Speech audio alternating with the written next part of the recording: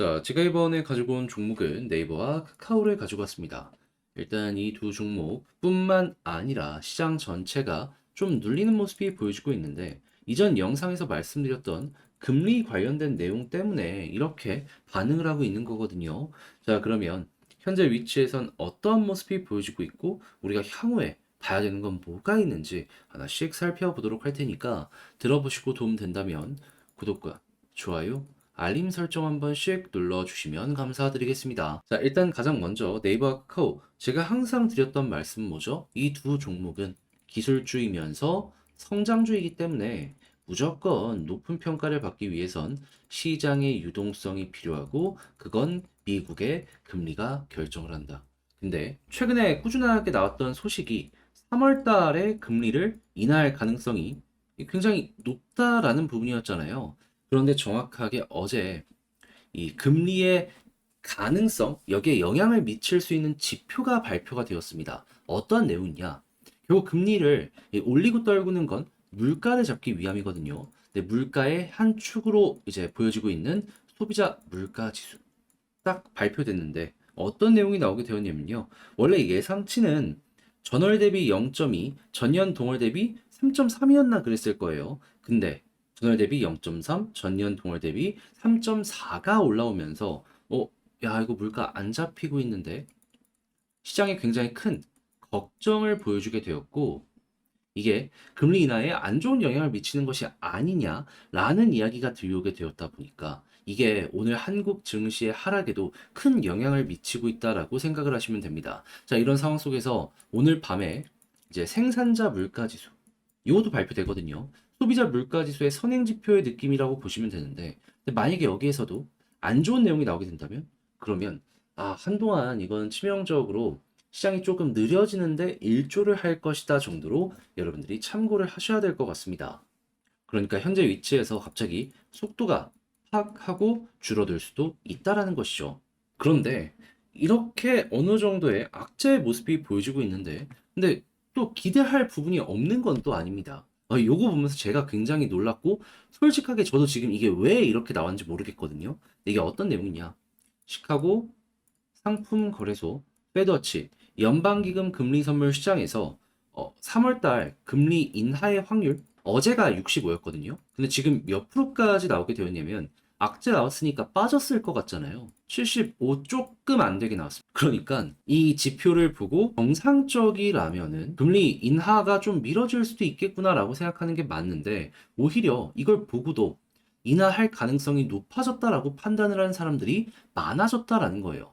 근데 이 확률이라는 게요, 어떻게 해서 산정이 되는 거냐면, 뭐 투표권이 있어서 투표를 한다? 그게 아니고요. 선물 시장이기 때문에 자기 돈으로 배팅하는 겁니다. 근데 금리 시장은 액수가 가장 많이 돌아다니는 곳 중에 하나예요. 그렇다라는 건 이제 주요 기관들 큰 손이 딱 생각을 한다는 거고, 75를 지금 보고 있다라는 거거든요. 그러면 여러분들이 생각하더라도 좀 이상하지 않습니까?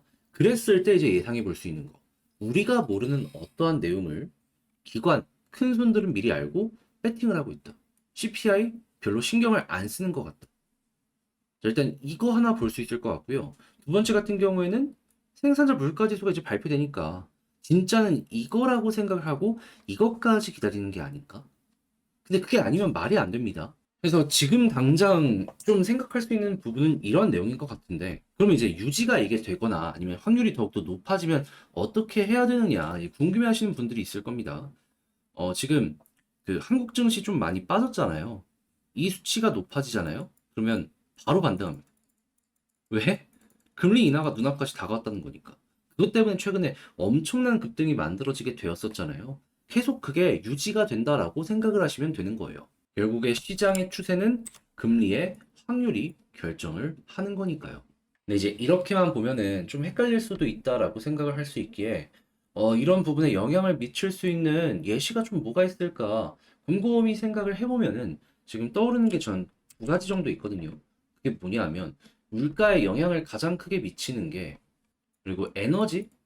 이것들도 이제 비중이 크거든요. 근데 인건비는 뭐 최근에 고용이나 이런 걸 봤을 때 안 꺾일 것 같아요. 지금 여기서 유지가 될 것 같고, 식품이랑 에너지가 조금 키포인트가 될 것 같은데, 일단 식품 같은 경우에는 지금 미국에서 비만 치료제 관련해서 얘기 되게 잘 나오고 있잖아요. 그러면 식품 판매량이 줄 거 아닙니까?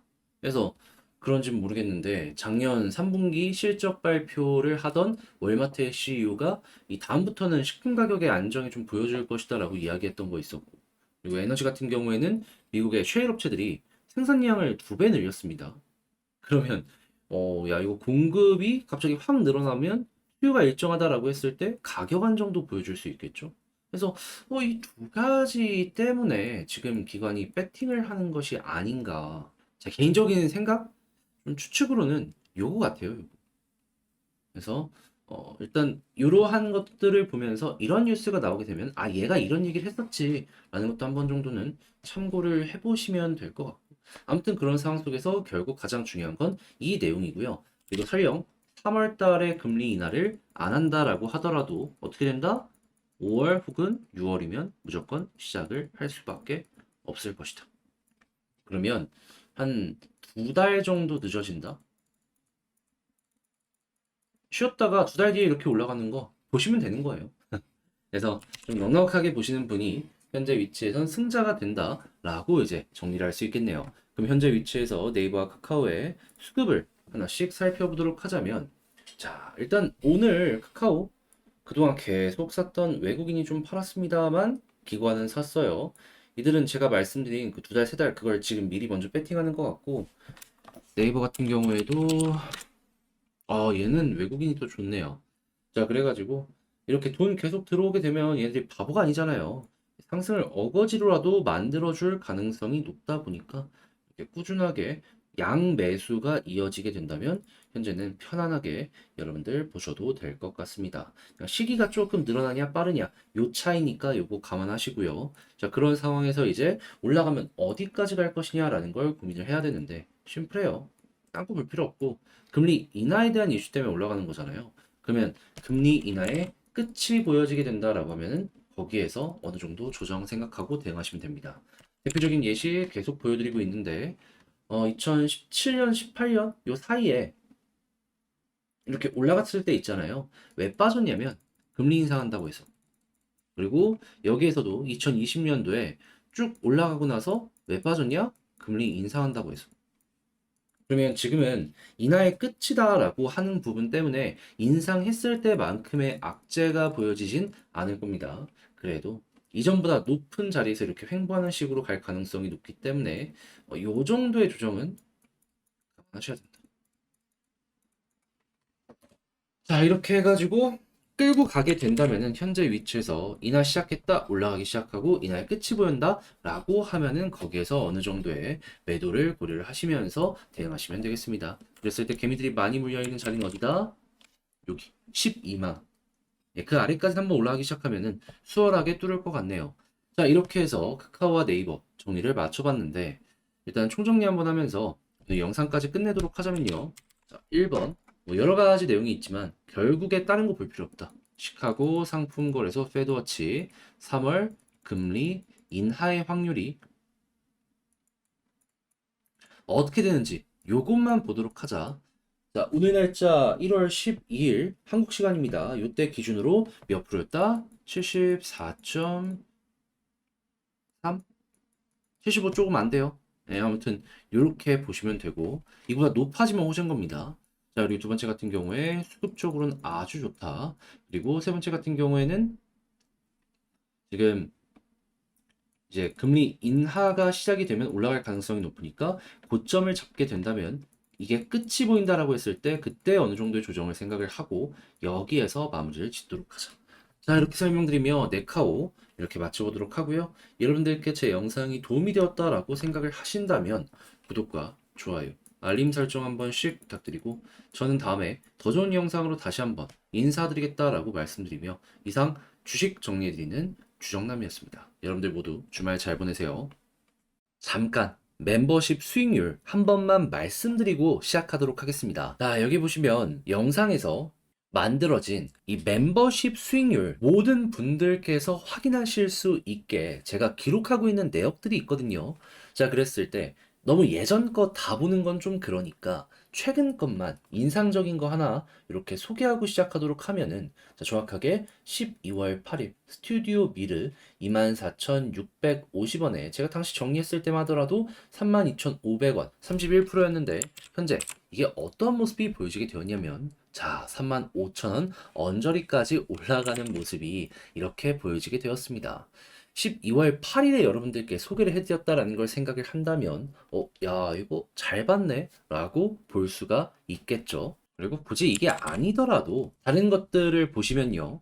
날짜, 그리고 종목들, 그리고 처음에 우리가 공부했던 가격대, 그리고 제가 정리한 가격대, 이런 것들 확인을 할 수가 있는데, 수익률 보면은, 야, 이거 생각했던 것보다 되게 만족할 수 있겠구나. 라는 부분도 이렇게 보여지고 있다라는 거 확인하실 수 있을 겁니다. 지금까지 저희 주정남 채널 구독해 오신 분들은 아실 거예요. 제가 굳이 이런 멤버십이 아니더라도 수급과 차트 위주로 좋은 종목 그리고 향후 방향성에 대해서 많이 분석하고 여러분들께 이제 공유를 해드렸다는 걸. 근데 여기에서는 조금 더 엄선한 종목 그리고 개인적으로 굳이 영상으로는 찍을 필요 없는데 이건 좀 알아뒀으면 좋겠다는 종목들 이제 꾸준하게 소개해드리고 있으니까 관심 있다 하시는 분들이 있다면은 그 구독 옆에 가입하기 있잖아요. 저와 함께 해주시면 되겠고요. 그리고 같이 공부하면서 수익 보신 분들은 다시 한번 축하드린다라고 말씀드리며 이 내용 끝까지 봐주셔서 감사합니다.